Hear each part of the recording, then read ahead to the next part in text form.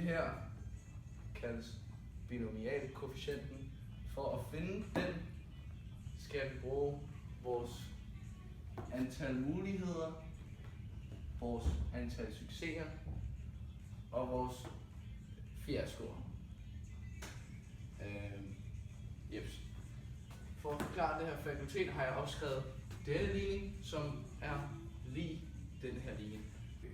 Dette fakultetstegn betyder rent faktisk bare, at n gange parentes n minus 1, altså 9, og så videre ned til 8. Altså det svarer til. Det svarer til, at vi ganger 10 gange 9 gange 8, og så ganger hele vejen ned til 1. Og det er det samme med både vores n minus r, altså vores antal fiaskoer og antal succeser. Når vi kigger på ligningen herover, så kan vi sige, at hvis vi siger, at det her det er så 3 succeser, og det her det er 10 ikke? Så er det her 7, 8 og så videre. Så det vil sige 7, 8, 9 hele vejen ned til 1 går ud med resten af alle dem der ikke er der. Hvilket gør, at ligningen så vil komme til at se ud som 10 gange 9 gange 8 og gange 3 gange 2.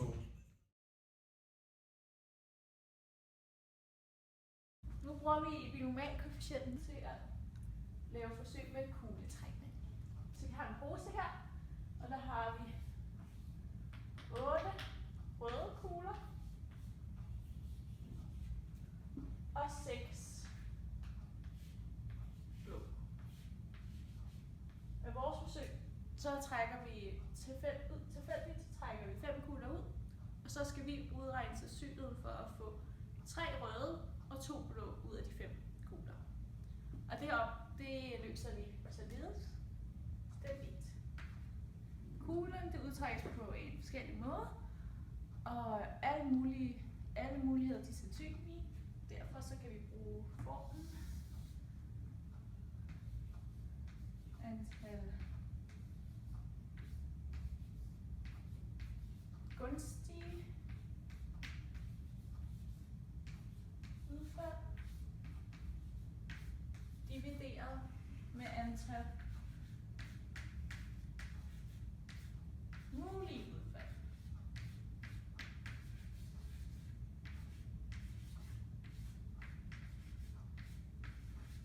Step 2. Så regner vi først de mulige udfald, og det gør vi ved at bruge binomialkoefficienten. Der har vi, hvor n er lig med 14, fordi vi har 8 røde kugler og 6 blå kugler, og det pudser med hinanden og giver 14. Og så trækker vi også 5 kugler ud, så er lig med 5.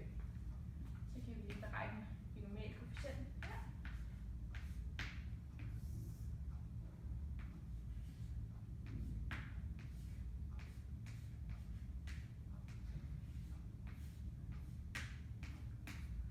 Og det har vi fået til at være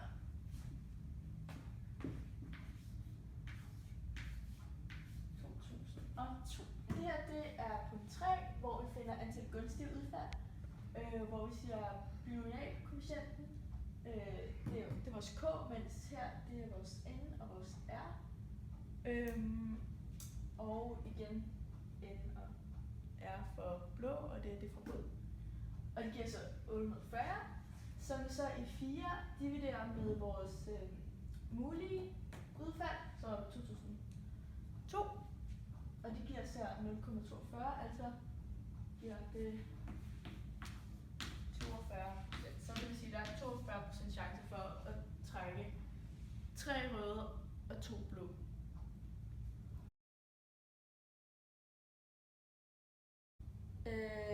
Ja. Sandsynligheden for en kombination af uafhængige hændelser udregnes ved at gange sandsynligheden af de enkelte hændelser med hinanden. Og hvis vi tager udgangspunkt i en terning, så er sandsynligheden for at for eksempel slå 6'er, det er 1/6. Og så ganger man hinanden og får så det her.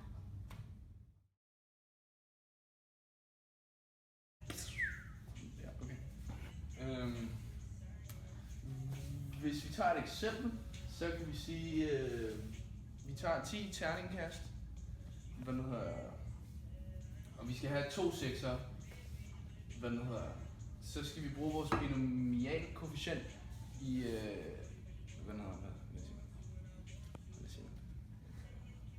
ja, så vi kan regne sandsynligheden ud, ikke?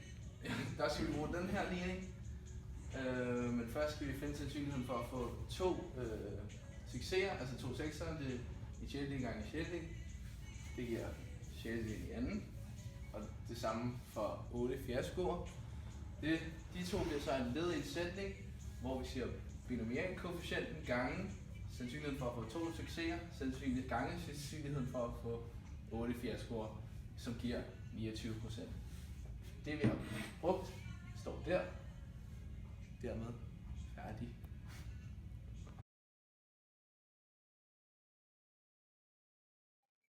Når man skal lave en binomialtest i Maple, så bruger vi formen binomialtest af n, p, s, ret, hvor n er antalsparameteren, p er sandsynligheden, s er signifikansniveauet, og ret er retningen i vores graf. Og vi har et test af sodavandsforsøg, hvor der var 24 deltagere, og succesen er, hvis man kan smage forskel, og vi har et signifikansniveau på 5%.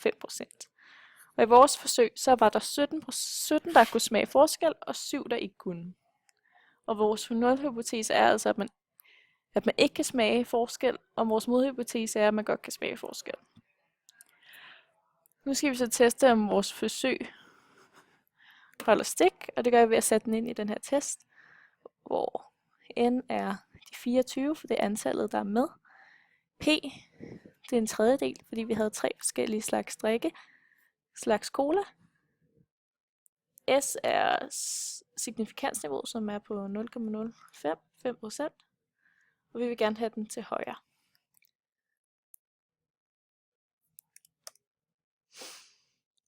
Så får vi så testen her i en grafen, og der kan vi se, at kritisk værdi ligger på 13, og da den er over de 17, så vil sige, at vi altså bliver nødt til at forkaste vores nulhypotese, og at man altså godt kan smage forskel.